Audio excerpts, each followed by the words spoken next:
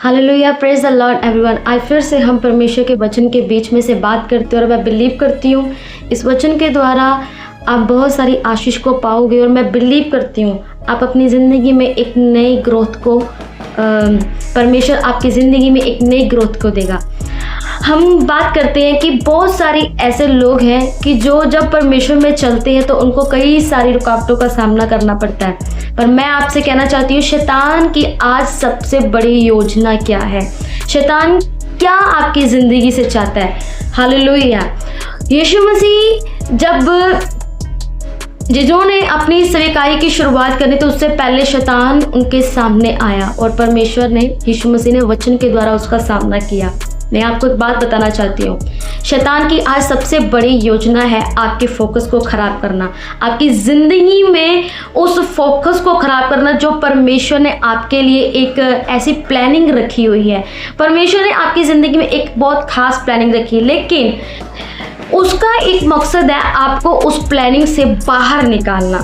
वो कई हद तक, जब तक आप जिंदा हैं तब तक उसकी एक प्लानिंग हमेशा आपकी ज़िंदगी में रहेगी, आपको परमेश्वर के वचन से बाहर करना, और जो परमेश्वर चाहता है वो आपकी ज़िंदगी में जब तक आप जिंदा हैं तब तक वो पूरी ना होने पाए। हालेलुया।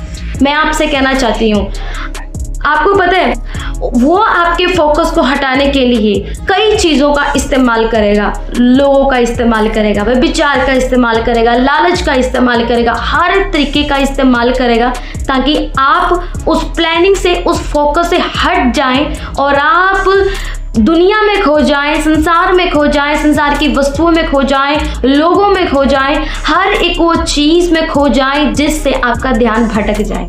हालेलुया। ये बहुत मेन और इम्पोर्टेंट चीज़ है। आपको पता है पुराना गया दोस्त जिसकी वजह से उसने आपको छोड़ा, आपको कोई ठोकर लगी, उसकी वजह से ठोकर लगी, आपका दिल दुखा, आप परमेश्वर में बढ़े और आप खूब बढ़ रहे हैं, लेकिन अचानक उस दोस्त की एंट्री हो जाती है जो संसारिक है। हालेलुया।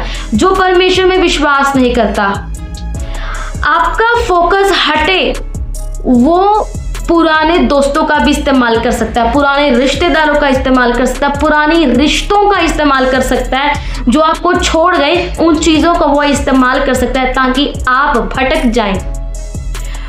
आप सोच रहे होंगे कि मैं खुदा में चल लूँगा, मैं परमेश्वर में बहुत खास, मेरी जो प्लानिंग है मैं उसके अनुकूल चल रहा हूँ, मैं प्रार्थना कर रहा हूँ, मैं नहीं भटकूँगा।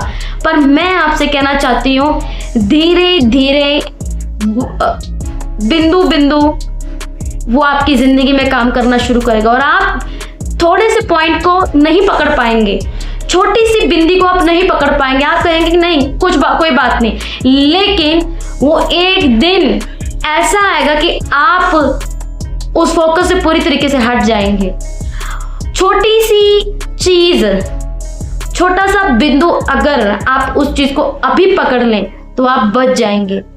पुरानी रिश्तों का इस्तेमाल करके पुरानी चीज़ों का, पुराने अविश्वासी लोगों को आपकी ज़िंदगी में लेके आएगा। आप रखें उनको ज़िंदगी में, आप कहेंगे अरे ये तो बहुत सालों से मेरी ज़िंदगी में नहीं था, आप फिर से आ गया, आप बहुत खुश हो जाएंगे। चलो परमेश्वर यही चाहता है। ध्यान दीजिए कहीं डीमन आपकी ज़िंदगी में अटैक तो नहीं कर रहा। आप फोकस दें, आप उस चीज़, उस लेवल पे सोचें क्या परमेश्वर चाहता है, और कहीं आपका ध्यान डाइवर्ट तो नहीं हो रहा।